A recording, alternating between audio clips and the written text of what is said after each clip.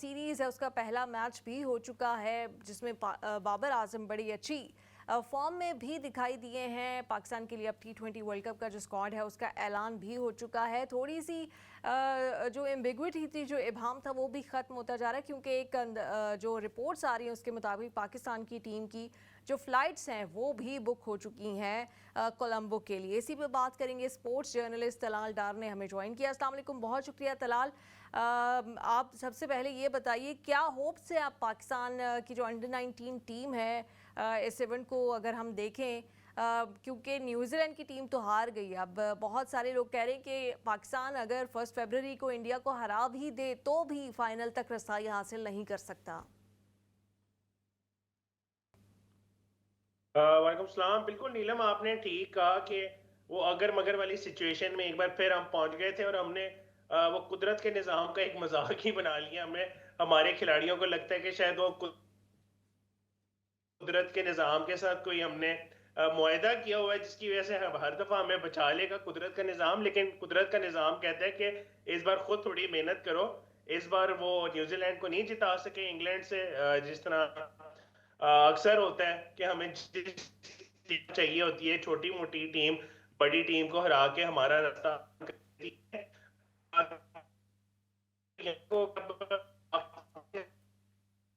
को इंडिया के खिलाफ काफी बड़े मैच पाकिस्तान रोक लेता है इंडिया को, तो पाकिस्तान को इंश्योर करना होगा कि 25 ओवर में हम उस टारगेट को चेस करें। अगर 300 तक रोक लेते हैं, तो फिर उससे भी कम ओवर में चेस करना होगा, तो बड़ा मुश्किल एक रन रेट हो जाएगा पाकिस्तानी टीम के लिए। बेहतर चांसेस तब है कि अगर हम पहले बैटिंग करें और अगर हम 300 रन बनाते हैं तो हमें तकरीबन 90 रन से मैच जीतना होगा। अगर हम 350 रन बनाते हैं तो हमें तकरीबन 70-80 रन से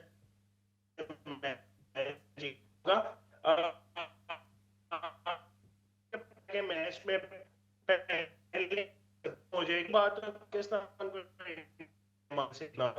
जी तलाल, मैं बिल्कुल मुश्किल तो हो गया है, लेकिन ये मैच अपने आप में कितना अहम है पाकिस्तान के लिए, ख़ास तौर पर जब पाकिस्तान अंडर 19 एशिया कप में इंडिया को एक बहुत ही भारी मार्जिन से हरा कर आ रही है। उस हवाले से दोनों टीम्स या दोनों टीम्स के जो प्लेयर्स हैं, जो यंग प्लेयर्स हैं, जिन्होंने आगे जाके बहुत सारे मुकाबलों में एक दूसरे के आमने सामने आना है, उस हवाले से ये मैच कितना अहम है?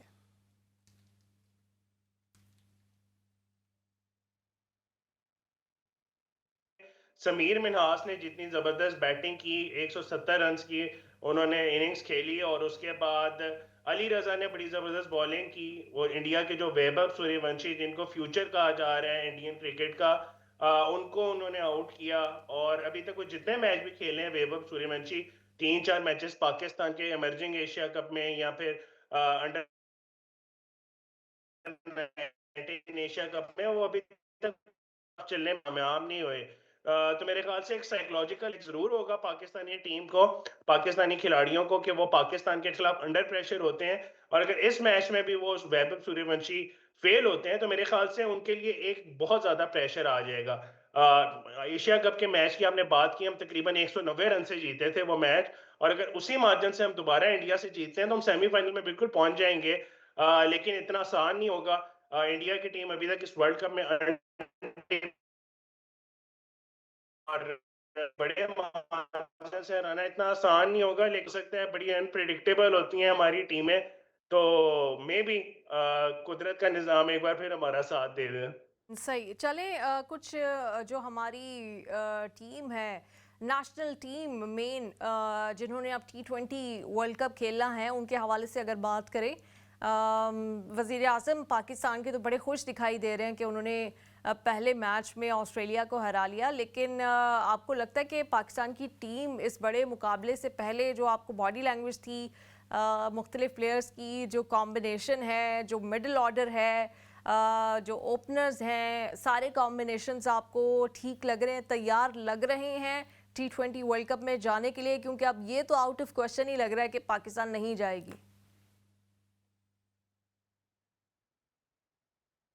बिल्कुल आपने ठीक बात की कि ऑस्ट्रेलिया के खिलाफ हमने पहला मैच जो जीता, शहबाज शरीफ जिस तरह से मुबारकें दे रहे थे ट्वीट्स में, तो लग रहा है कि पाकिस्तानी टीम वर्ल्ड कप में तो जाएगी। लेकिन एक थोड़ा सा कंसर्न जो है वो बाबर आजम की फॉर्म का है, क्योंकि सब यही बात कर रहे हैं कि अगर पाकिस्तान ने इस वर्ल्ड कप में अच्छा परफॉर्म करना है तो Babar Azam most experience player हैं, इस वक्त पाकिस्तानी टीम है, उनका चलना बड़ा जरूरी है।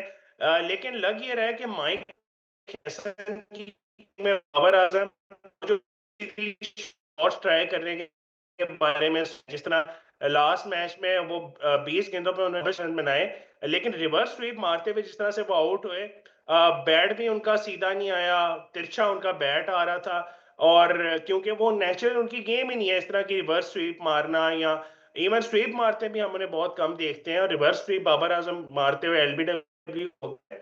और एक थोड़ा कंसर्न ये भी है कि वो शुरू में जो बॉल्स कर रहे थे, जब बाबर आजम बैटिंग करने आए थे तो पाकिस्तान का रन रेट अराउंड 10 था, लेकिन बाबर आजम को पहली बाउंड्री लगाने में तकरीबन 10 बॉल्स लगे, पहले 8-9 बॉल्स वो सिंगल डबल कर रहे थे।